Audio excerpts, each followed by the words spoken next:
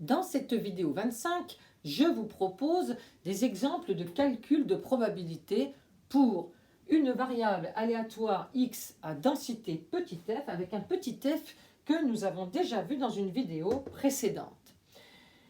Je vous propose donc la densité petit f définie ainsi. Alors, la première chose à faire est de déterminer la fonction de répartition. Il faut bien entendu connaître la définition et la façon de la calculer dans le cas d'une variable aléatoire continue. Alors, nous devons donc utiliser une autre lettre que la lettre x, c'est parce que c'est la variable ici d'intégration. J'ai donc changé dans l'expression de petit f la lettre x par la lettre petit t pour ne pas confondre avec ce x là. Alors, on voit que f présentant différentes expressions en fonction des intervalles, il va me falloir discuter de la valeur de x. Si x est plus petit que 1, pourquoi on prend 1? Parce qu'on voit bien que c'est un changement d'expression de la fonction f avant et après 1. Si x est plus petit que 1, alors fx de x est égal à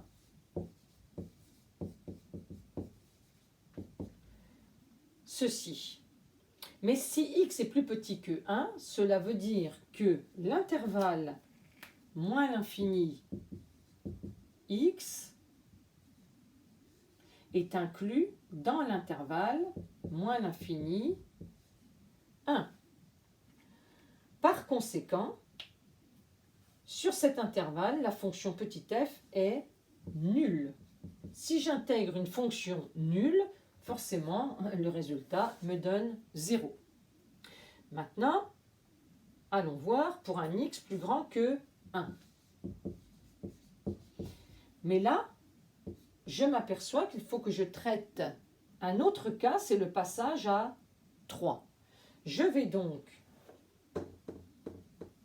prendre un x compris entre 1 et 3.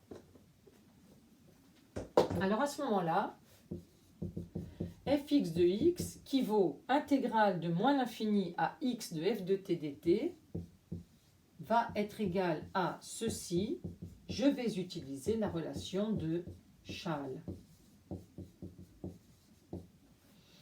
Sur l'intervalle moins l'infini 1, on l'a vu, la fonction est nulle, donc cette intégrale est nulle. Il me reste cette intégrale à calculer. Or,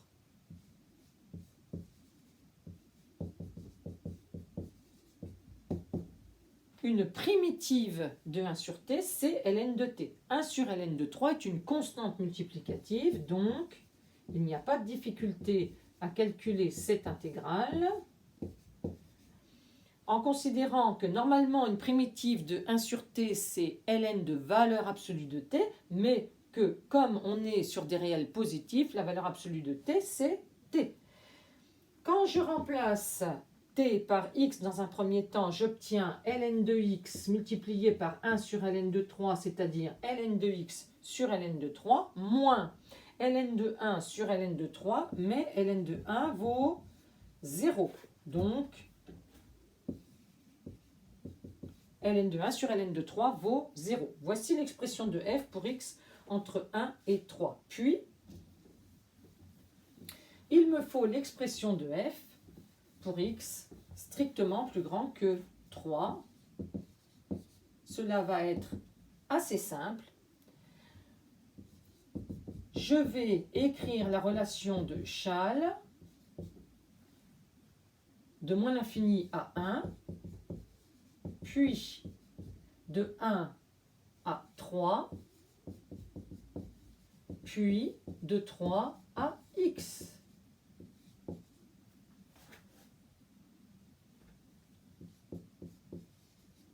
Ici, la fonction est nulle, donc cette intégrale est nulle. De même, ici, je répète, je remontre l'expression de la fonction. On avait pris f de t égale à 0, donc cette intégrale est nulle. Il me reste à calculer celle-ci. Nous avons vu qu'une primitive était ln de t sur ln de 3, entre 1 et 3. Je remplace t par 3, j'obtiens ln de 3 sur ln de 3, c'est-à-dire 1. Et je remplace t par 1, j'obtiens ln de 1 sur ln de 3, c'est-à-dire 0. Voici, j'obtiens 1. Finalement, si je récapitule, j'ai comme expression de fx ceci.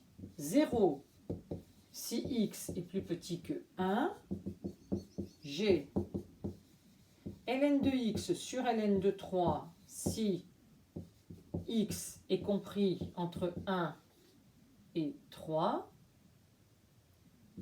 Et enfin, fx de x est égal à 1 si x est strictement plus grand que 3. Et c'est grâce à ceci que je vais calculer mes différentes probabilités. Un petit dessin. En haut, courbe représentative de la densité petit f. On voit 2 points de discontinuité. L'intégrale sous ce petit morceau de courbe, puisque ici c'est 0, ici c'est 0, cette intégrale vaut 1. La surface qui est sous le petit morceau de courbe vaut 1. Ici, représentation graphique de la fonction de répartition, 0 à gauche de 1, ln de x sur ln de 3 entre 1 et 3, puis fonction constante égale à 1 à partir de 3. Je constate ici que ma fonction de répartition est bien continue, par contre elle n'est pas dérivable en 1, elle n'est pas dérivable en 3. J'ai deux demi-tangentes qui n'ont pas la même pente à gauche et à droite des points. Cela correspond aux 2 points de discontinuité de la fonction f. Et par exemple, pour 2, qui est le calcul de cette probabilité, je calcule soit la surface rouge indiquée ici, ce qui correspond à l'ordonnée de ce point ici sur cette courbe d'abscisse 2. Et si je regarde ce qu'il en est ici, eh bien, quand x vaut 2, nous sommes dans cet intervalle et f de 2 vaudra ln de 2 sur ln de 3. Mais je vous propose de faire les autres calculs dans la vidéo suivante.